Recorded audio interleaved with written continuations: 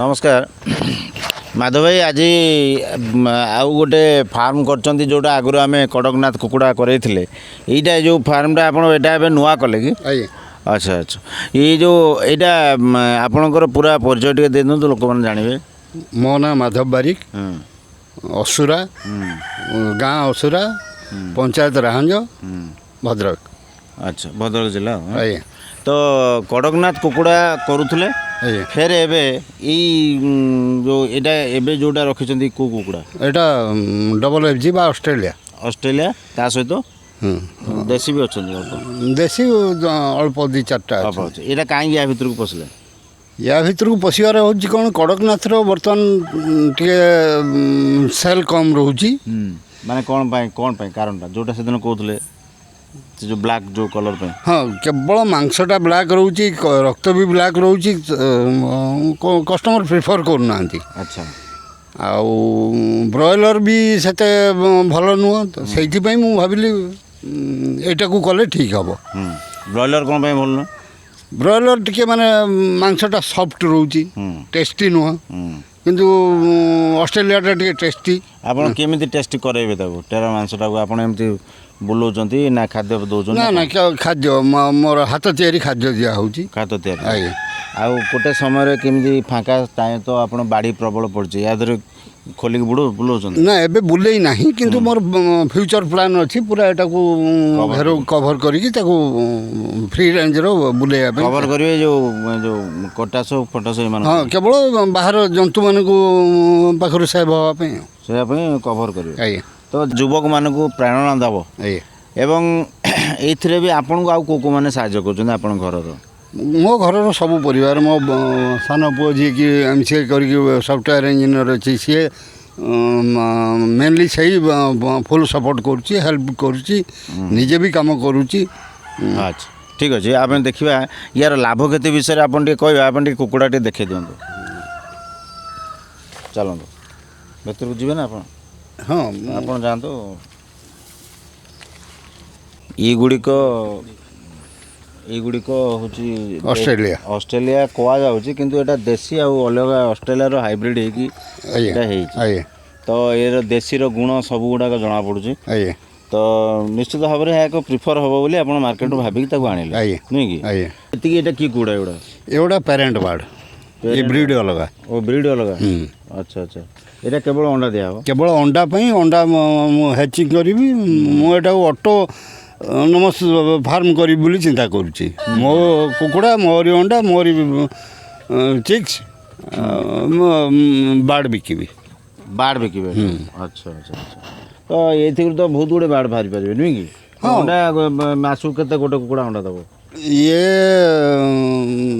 180 ରୁ 200 अंडा दौरान बोले 180 ରୁ 200 अंडा दौरान वर्ष को से हिसाब से मासक जहाँ पड़ो। अच्छा अच्छा ताले गोटे धर ये 10टा के 20टा गुड़ा अच्छा 25टा 10टा लेखा 15टा लेखा जब दिखते ये तो होगा 300 भाया अंडा मासक आप पाइबे 300 भाया चिक्स आप तैयारी हाँ मोर हैचिंग मशीन अच्छी मशीन अच्छी आप 300 चिक्स तैयारी कले तो भल ता भर माने इनकम आप भी भल मिल तो निश्चित भाव में यहाँ तो चिक्स भी बिके प्लस ये जो मांस एगुड़ा रखिंट ये पुणी कमिगला पुणी ये जो हैचिंग होता जिनसा भी आप पुणी रिसाइक्लिंग टाइप बिजनेसटा कंटिन्यू कर पूरा कंटिन्यू कर ये जो सेड कर ये सेड रे आपन तो बाउंस चाल ये हिसाब से करटा भी भल देखा कि खर्च के पाखापाखि लक्ष एथरे लक्ष खर्च या पर जदि धरा जो आपन बढ़िला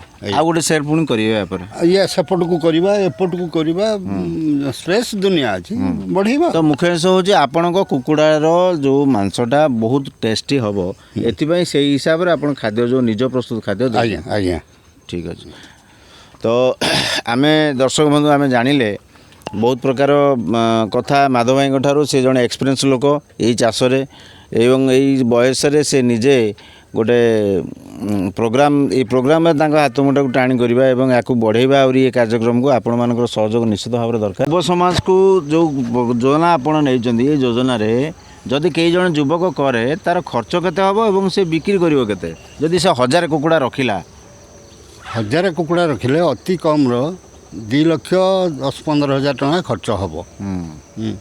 ଆଚ୍ଛା ସେଇଟା ମାର୍କେଟ ପ୍ରାଇସ୍ ଯଦି 150 ରହେ ହଁ ତାହେଲେ 3 ଲକ୍ଷରୁ ଅଧିକା ଟଙ୍କାର ବିକ୍ରି କରିପାରିବ ସିଏ 40 ଦିନ ଭିତରେ।